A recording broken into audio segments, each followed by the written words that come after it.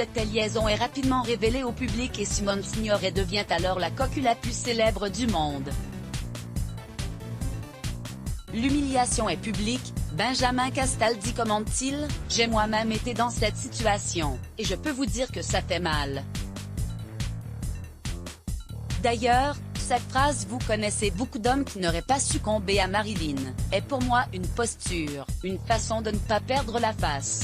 Elle sait qu'il n'est pas amoureux de Marilyn sans révéler l'identité de son ex-épouse infidèle.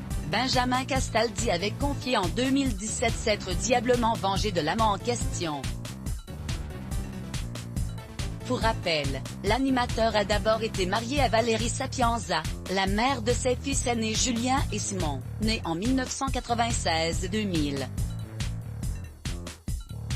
Il a ensuite épousé Flavie Flament en 2002 et accueilli un troisième fils prénommé Enzo, né en 2004, après avoir été marié à la journaliste Vanessa Brousselot entre 2011 et 2016. Le chroniqueur de TPMP a dit oui à Aurore Allemand et a accueilli son quatrième fils, Gabriel, l'été dernier.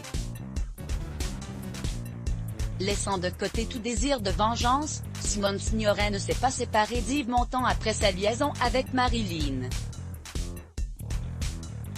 Au fond d'elle-même, elle sait qu'il n'est pas amoureux de Marilyn, sinon il ne serait jamais rentré, se souvient son petit-fils. Pour autant, l'actrice française oscarisée a mis du temps à cicatriser et n'a plus jamais été la même, puisqu'elle s'est libérée du fait qu'elle n'avait plus à rester la femme sublime dont Montand était tombé amoureux. Ont commencé sa prise de poids, son laisser-aller et son penchant pour le Jack Daniels.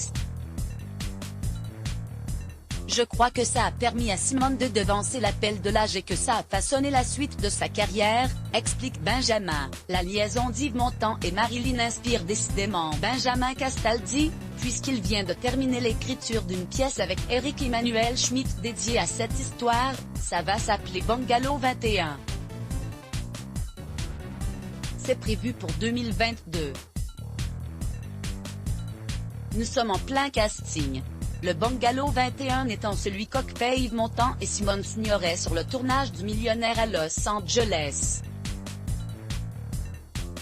Let's block ADS. Why?